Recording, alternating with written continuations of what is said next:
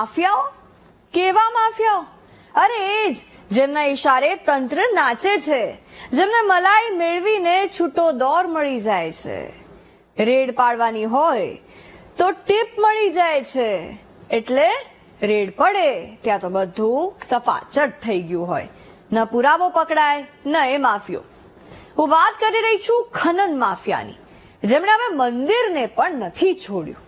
જેમના ખનનના ગેરકાયદેસર ધંધાથી એક મંદિર નેસ્ત નાબૂદ થવાની કગાર પર આવી ગયું છે અને જિલ્લાની જનતા એ પવિત્ર ધાર્મિક સ્થળને બચાવવા માટે આજીજી કરી રહી છે.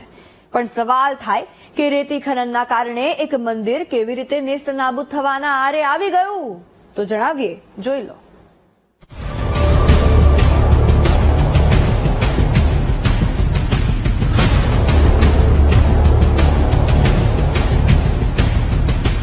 जयंती मंगला काली भद्रकाली कपालिनी दुर्गा क्षमा शिवा धात्री स्वाहा स्वधा नमोस्तुते.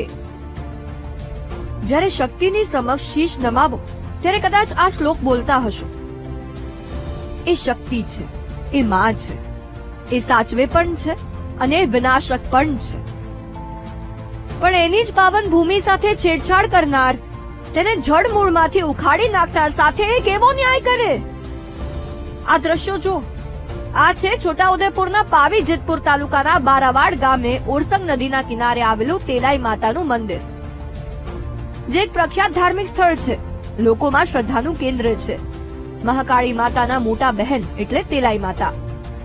ગુજરાત, મધ્યપ્રદેશ, મહારાષ્ટ્રથી શ્રદ્ધાળુઓ આ મંદિરે પોતાની મનોકામના માતા સમક્ષ લઈને આવે છે. પાંડવોના યુગથી આ મંદિરો છે. 1905માં રજવાડાએ બનાવેલ મહેલ છે. ડુંગર પર આવેલા પ્રાચીન મંદિરમાં ફાગણ સુદ 11ના 3 દિવસનો ભાતીગળ લોક મેળો પણ થાય છે. નવરાત્રીમાં 9 દિવસ સુધી ગરબા પણ રમાય છે. આદિવાસી સમાજ માટે તો આ આસ્થાનું વિશેષ પ્રતીક છે. પણ આ તમને જૂના દ્રશ્યો બતાવ્યા. હવે હાલના દ્રશ્યો જુઓ.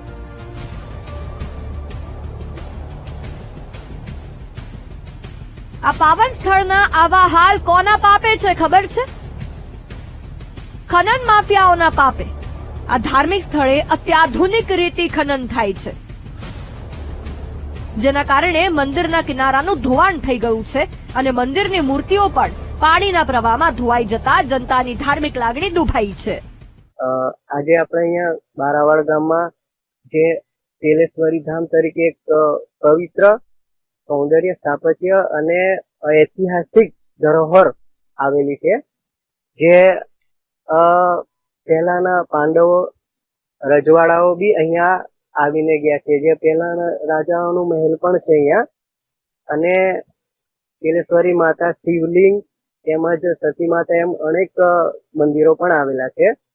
હવે આ ચોમાસામાં પૂર આવવાથી અને આગળ અવૈધ રેત ખનન થવાથી અમારા જે રસ્તાઓ છે, મંદિરો ધોવાઈ ગયા છે. તો સરકારને એક જ માંગ છે કે અહીંયા રસ્તન દિવાલ આપે અને અડકણ ચેકડેમ બનાવે, જેથી કરીને અમને જે આ વારસા મળેલું છે એ આ અમારું ઐતિહાસિક ધામ બચી રહે.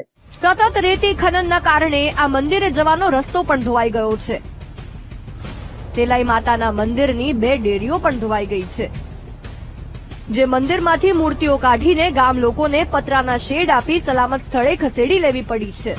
છોટાઉદેપુર જિલ્લા સહિત મધ્યપ્રદેશના લોકોના સ્વજનો મૃત્યુ પામ્યા હોય, એમનું અસ્થિ વિસર્જન કરવા મોટી સંખ્યામાં લોકો અહીંયા આવે છે.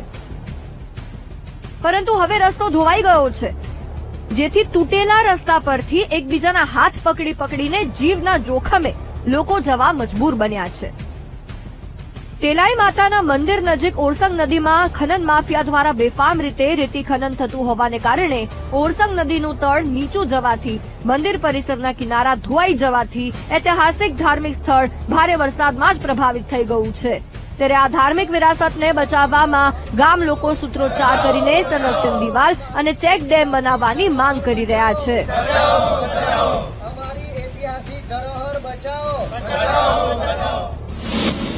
સવાલ એ થાય છે કે ખનન માફિયા પર કોના 4 હાથ છે? સ્થાનિકોની ધાર્મિક લાગણી દુભાવીને કેમ બેફામ રેતી ખનન કરાઈ રહ્યું છે? પોલીસ અને અધિકારીઓ કરી શું રહ્યા છે? શું ખનન માફિયાઓ સાહેબોના મોંમાં મલાઈ ભરીને ચૂપ કરાવી દે છે? આ સવાલ એટલે જ થાય છે કારણ કે જો સાહેબોના મોંમાં મલાઈ ન ભરતા હોય તો આંખે પાટા બાંધીને તે ન બેઠા હોય. દેખાય એમને લોકોની ધાર્મિક લાગણી, એમની વ્યથા. હવે વીટીવી ન્યૂઝે આ પ્રયાસ કર્યો છે તેલાઈ માતાના મંદિરને બચાવવા માટે.